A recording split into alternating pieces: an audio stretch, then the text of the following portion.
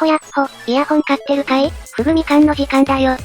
パート1と銘打って封切られた映画、評判が悪すぎてパート2が出ないパターンがとっても多い。君も人生の中で一度くらいは楽しみにしてた映画がそんな始末になったことがあるだろう。実は、そんな風にパート1を名乗ったイヤホンがあったことを覚えてるかな？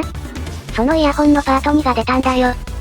今回紹介するのは、タングザの新作1ダイナミックドライバー、市民リだ。どことなく共通点を感じる、中国の人名がついたイヤホンのことを覚えているかな？そう、これはトリロジーの第1弾として発売された、T-Force のヤンリーの弟分に相当するイヤホンなんだ。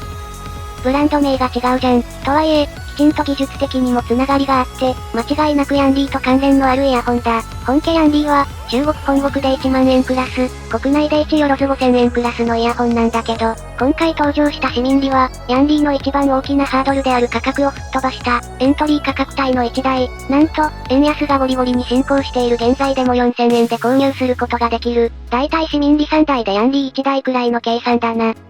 それだけコストダウンしてるんだけど、ぶっちゃけ、僕は個人的には、この市民リの方が好きだ。ただし、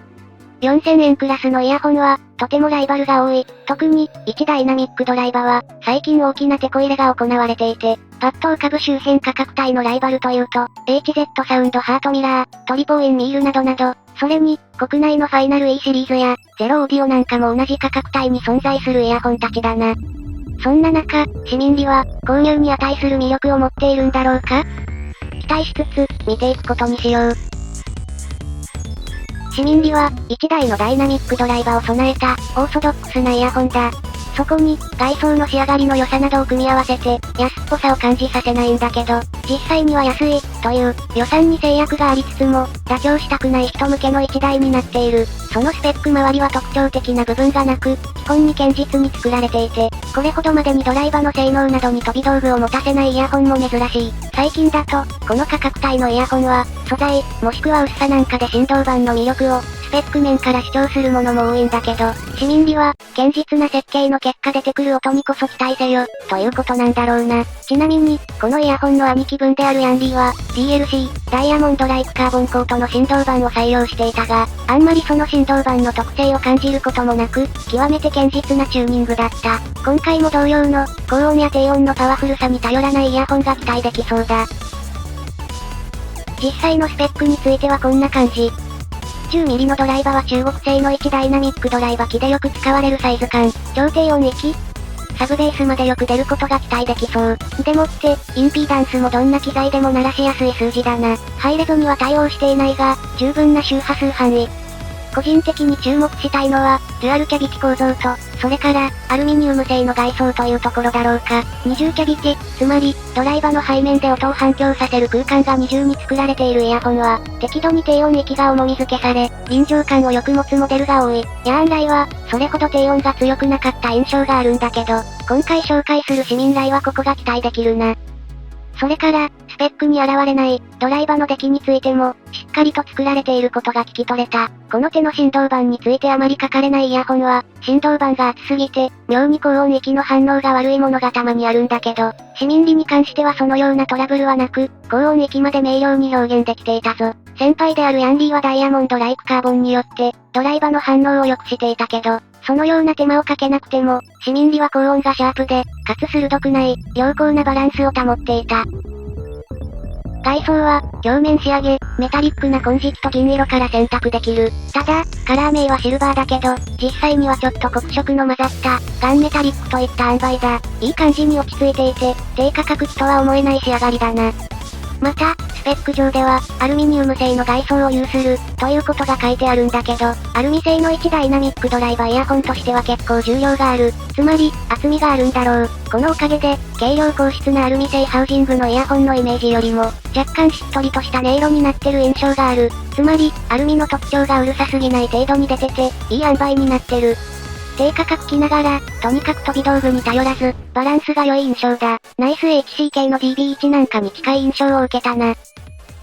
外装の形状も耳に合わせやすい形なんだけど、ノズルにも若干角度がついていて、誰でも装着しやすい角度と深さのノズルとなっている。低価格モデルゆえに、各部品の分割線がわかる作りだけど、全くコストダウン感を感じさせない、優秀な金属製外装だ。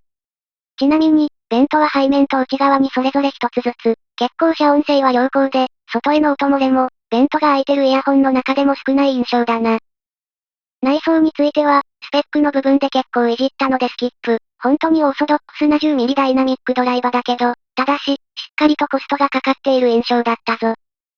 低価格化のためか、付属品はポーチなしのシンプルなもの。ケーブルとイヤピだけだが、イヤーピースは2種類4サイズと3サイズの合計7ペアと、きちんと耳に合うサイズと質感のものが探しやすい仕様になっている。付属のケーブルは若干被膜部分の滑りが悪いが、実用的で、取り回しも不満がない。この価格についてくるケーブルとしては良好だと言っていいだろう。ちなみに、リケーブル方式は埋め込みが存在しない2ピンなので、いろんな2ピンケーブルと組み合わせることができるぞ。というわけで、肝心要の音質なんだけど、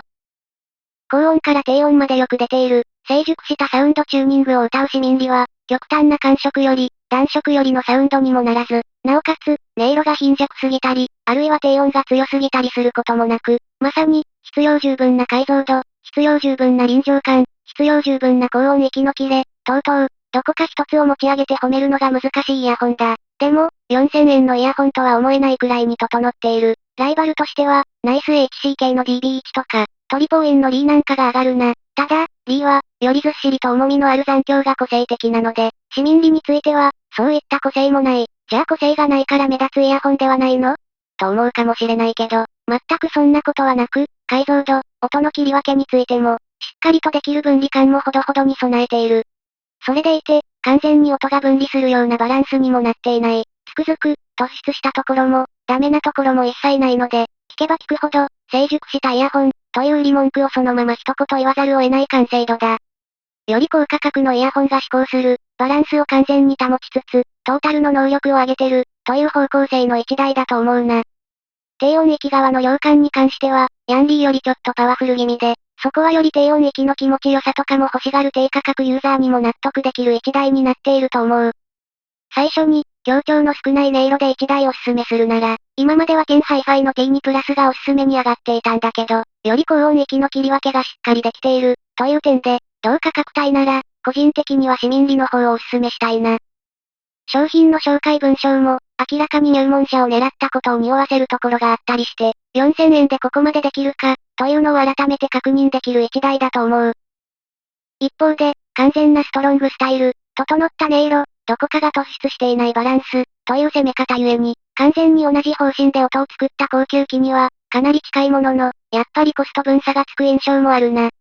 ただし、市民リは、たった4000円、あえてたった4000円と言うけど、やっぱり4000円とは思えない、外装の仕上がり、音色の仕上がり、全体の完成度を持っている、非常に高級イヤホンに近いなり方をするので、実際に試聴して、その高級機に囚われた人以外には、ほぼ同じ体験を、たった4000円でもたらす一台だ。音の空間表現については、若干どこか壁に当たって反射しているような、天井や壁の存在を感じるところがあるんだけど、その空間の中で自然に聞こえる。ボーカルについても自然で、バランスとしても良好だ。強いて言うなら、過聴域ギリギリの高音域と低音域は若干抑えられていて、聞き取りやすくなってるのが個性、といった感じだろうか。完成度が高い、成熟したチューニング。メーカーの言う通りのサウンドだ。